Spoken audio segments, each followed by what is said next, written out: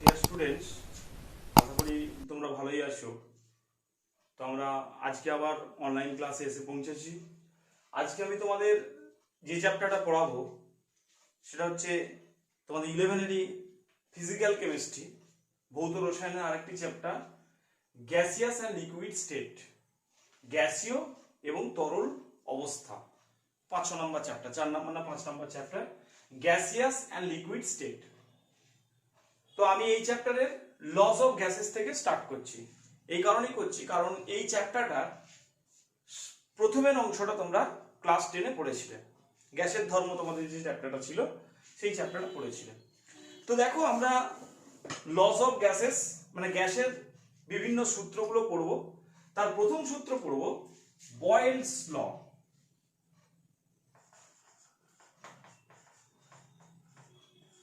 বয়েলের সূত্র।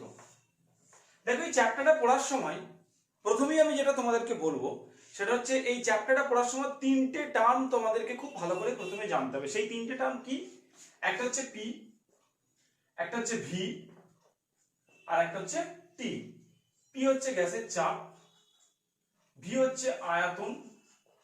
আচ্ছা, আমি এখন ছোট টি দিয়ে লিখছি, পরে বড় টি কি ব্যাপার স্যাপার সেগুলোতে আসবো। আর টি হচ্ছে তাপমাত্রা। এই 3টে টপিক সম্বন্ধে তোমাদের জানতে হবে, এই 3টের সম্পর্কে তোমাদের অবগত হতে হবে। তাই আমি একটু অবগত করালাম। এবার বিষয় হচ্ছে আমরা যে বয়েলের সূত্র পড়ব, এই বয়েল সূত্র পড়ার সময় বা চার্লসের সূত্র পড়ার সময় প্রথমেই তোমরা কি কিভাবে এগুলো মনে রাখবে আমি সেই ব্যাখ্যা করে করে তোমাদেরকে পড়াচ্ছি। তো তোমরা বয়েল সূত্রটা মনে রাখবে কি করে? না, তোমাদেরকে প্রথমেই জানতে হবে যে এই সূত্রের দুটি ধ্রুবক আছে। সেই দুটি ধ্রুবক মানে সেই দুটি টার্ম নির্দিষ্ট থাকবে। সেই ধ্রুবক দুটি কি কি? না, বয়েল সূত্রই পড়ি, চার্লসের সূত্রই পড়ি, এরপরে আরো নতুন নতুন সূত্র আমরা আসবো, গেলসাকের গ্যাস আয়তন সূত্র ইত্যাদি সব আমরা আসবো। তো এখন বয়েল সূত্র পড়ছি। তো ধ্রুবক দুটি কি? না, যে সূত্রই পড়ি না কেন, বয়েলস বা চার্লস যে সূত্রই পড়ি না কেন, ধ্রুবক দুটি হলো, প্রথমে একটি হচ্ছে গ্যাসের ভর। দুটোর ক্ষেত্রেই গ্যাসের ভর, এটা কমন ধ্রুবক। এবার বয়েল সূত্রের আরেকটি ধ্রুবক কি? চার্লস সূত্র যখন পড়বো তখন চার্লস সূত্রের আরেকটি ধ্রুবক কি সেটা আমরা আলোচনা করব। এখন বয়েল সূত্রের আরেকটি ধ্রুবক কি? তোমরা যদি এইভাবে মনে রাখো যে কথাটা আমরা পড়ছি কি, কথাটা আমরা পড়ছি বয়েল। এই যে দেখো বয়েল, আমি যেটা গ্রিন পেনে করে মার্ক করেছি, বয়েল। বয়েল মানে কি? আমরা বলি হাফ বয়েল ডিম, ফুল বয়েল ডিম, তাহলে একটা টেম্পারেচারের ব্যাপার আসবে, তবে কিন্তু বয়েল হবে। তাহলে এই 3টে টার্মের মধ্যে অবশ্যই একটা ধ্রুবক থাকবে। এই দুটো সূত্রে গ্যাসের ভর যেমন ধ্রুবক, সেই সাথে সাথে এই 3টে টার্মের মধ্যে যে কোনো একটা ধ্রুবক থাকবে। তাহলে বয়েল সূত্রে তোমরা মনে রাখবে, বয়েল করতে গেলে যদি টেম্পারেচারের প্রয়োজন হয় তাহলে টেম্পারেচার হলো ধ্রুবক। এটা কিন্তু মনে রাখার জন্য আমি শুধুমাত্র বললাম। তাহলে বয়েল সূত্রে ধ্রুবক দুটি কি কি হয়ে গেল? একটি হচ্ছে গ্যাসের ভর, আর একটি হচ্ছে গ্যাসের তাপমাত্রা। 1662 খ্রিস্টাব্দে বিজ্ঞানী বয়েল তিনি বলে গেলেন যে নির্দিষ্ট ভর এবং নির্দিষ্ট উষ্ণতায় নির্দিষ্ট ভরের গ্যাসের আয়তন উহার চাপের সাথে ব্যস্তানুপাতে পরিবর্তিত হয়। যদি তোমরা ভুলে যাও, তোমরা এই ম্যাথমেটিক্যাল আশা করি ফর্মুলাটা তোমাদের মনে থাকবে। 1 মিনিট। তোমাদের আশা করি এই ম্যাথমেটিক্যাল ফর্মুলাটা তোমাদের মনে থাকবে, ভি ভাইজাস 1/p যখন টি স্থির। আচ্ছা, গ্যাসের ভর দুটোই লিখে দাও, গ্যাসের টি স্থির থাকলো, 3টে টার্মের মধ্যে টি স্থির। তাহলে ভি ভাইজাস 1/p, গ্যাসের আয়তন চাপের সাথে ব্যস্তানুপাতিক যখন তাপমাত্রা স্থির থাকলো। আমরা ম্যাথমেটিক্যাল ফর্মুলা অনুযায়ী লিখতে পারি ভি সমান কে বাই পি, যেখানে কে সমান সমানুপাতিক ধ্রুবক।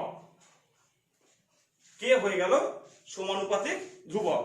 তাহলে আমরা বয়েল সূত্র অনুযায়ী দেখতে পেলাম যে ভি ভাইজাস 1/p অর্থাৎ গ্যাসের আয়তন ও চাপের সাথে ব্যস্তানুপাতে পরিবর্তিত হয় যখন তাপমাত্রা এবং গ্যাসের ভর স্থির থাকে। তাহলে ভি ভাইজাস কে বাই পি, और পিটাকে যদি আমরা ক্রস মাল্টিপ্লিকেশন কোনাকুনি গুণ করি তাহলে পিভি সমান কে।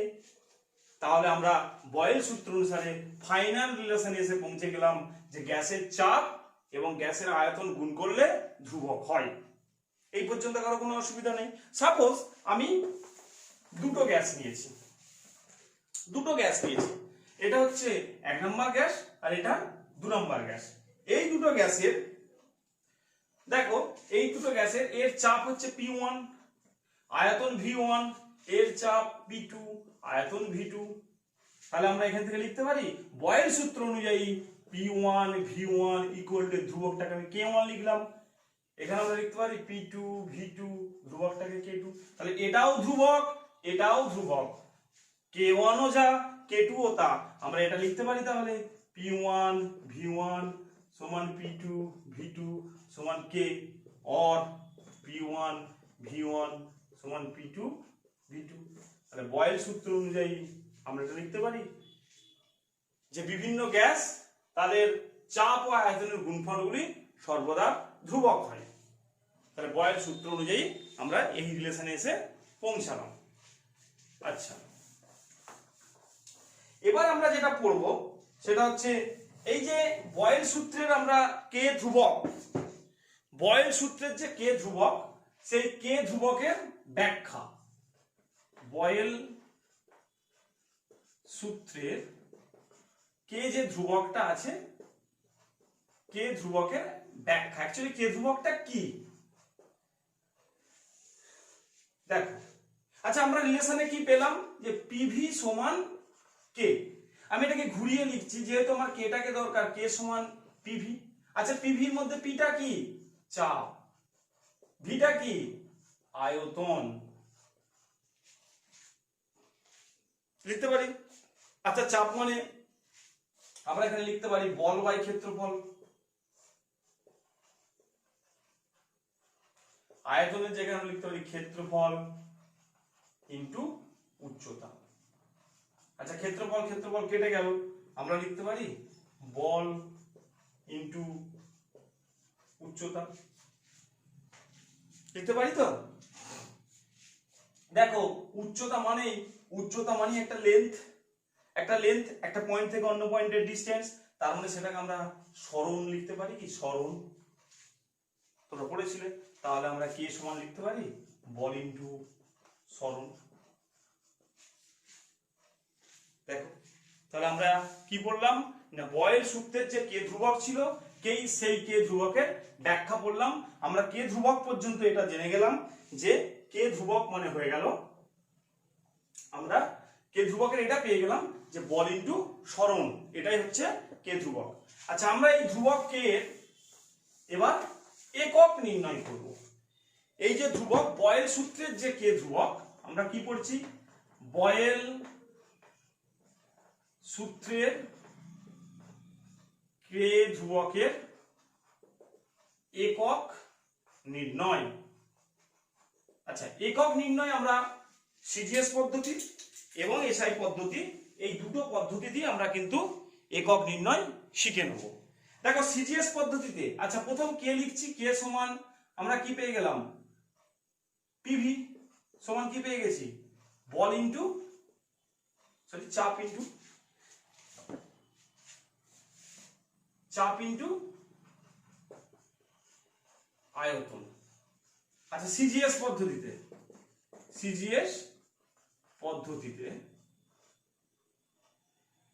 কে এর একক সমান আমি লিখতে পারি, দেখো এদিকে কে সমান চাপ ইনটু আয়তন, তাহলে কে এর একক মানে চাপের একক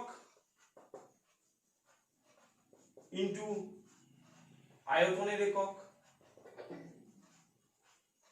লিখতে পারি।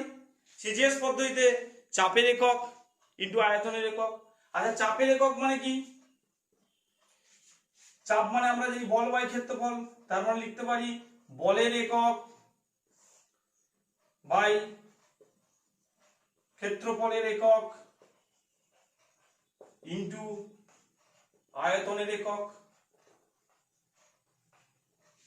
এবার ব্যাখ্যা রয়েছে বলের একক কি, সিজিএস পদ্ধতিতে আমরা ডাইন, যদি বলে কিভাবে বলের একক ডাইন ছিল, আমরা পড়ে এসেছিলাম বল সমান কি নিউটন সেকেন্ড ল, নিউটনের দ্বিতীয় সূত্র থেকে আমরা কি জেনেছিলাম, বল সমান ভর ইনটু ত্বরণ, P সমান mf। সেখান থেকে আমরা বিভিন্ন ভাবে শিখে গেছিলাম যে বলের একক হচ্ছে সিজিএস পদ্ধতিতে ডাইন।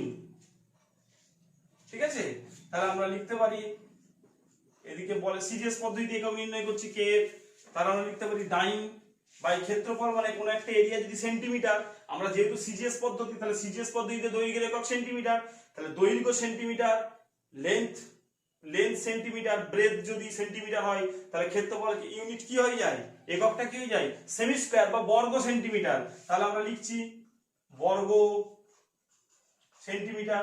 আর আয়তনের একক কি হয়ে যাবে, ঘন centimetre, centimetre into centimetre into centimetre, তাহলে ঘন সেন্টিমিটার। তাহলে দেখো এখানে বর্গ সেন্টিমিটার মানে 2 সেন্টিমিটার, এখানে ঘন সেন্টিমিটার 3 সেন্টিমিটার, তার মানে উপরে 1 সেন্টিমিটার বেশি, তার মানে আমরা লিখতে পারি ডাইন ইনটু সেন্টিমিটার। ডাইন আর সেন্টিমিটারকে আমরা শিখে এসেছিলাম, ডাইন সেন্টিমিটার মানে কি আর্ক। কোন বস্তুর উপর এক ডাইন বল প্রয়োগ করলে যদি বলের অভিমুখে ওই প্রয়োগ বিন্দু সরণ 1 সেন্টিমিটার হয়, তাকে এক আর্ক বস্তুটির উপর কার্য করা বলা হয়েছে। কার্যের একক ছিল সিজিএস পদ্ধতিতে আর্ক, সেটাই হয়ে গেল কে এর একক। ঠিক একই ভাবে যদি আমরা এসআই পদ্ধতিতে করি, এটা মুছে দিলাম, যদি আমরা এসআই পদ্ধতিতে করি তাহলে এখানে বলের একক কি হয়ে যাবে নিউটন, এখানে কি হয়ে যাবে ক্ষেত্রফলের একক হয়ে যাবে বর্গ মিটার, ইনটু এখানে হয়ে যাবে ঘন মিটার, বর্গ মিটার 2 মিটার, ঘন মিটার 3 মিটার, তার মানে হয়ে যাবে নিউটন ইনটু মিটার সমান হয়ে যাবে জুল। এবং তো বুঝতে পারলে না পারলেনি। দেখো এই গেল বয়েলস সূত্র, এই হচ্ছে বয়েল, আমরা এখন পর্যন্ত যেটা পড়লাম সেটা হচ্ছে বয়েল সূত্র, এবং বয়েল সূত্রের যে কে ধ্রুবক, সেই কে ধ্রুবকের তাৎপর্য এবং কে ধ্রুবকের একক, এগুলো আমরা শিখে গেলাম। আচ্ছা, এই আর্ক আর জুলের মধ্যে কি সম্পর্ক ছিল, তাহলে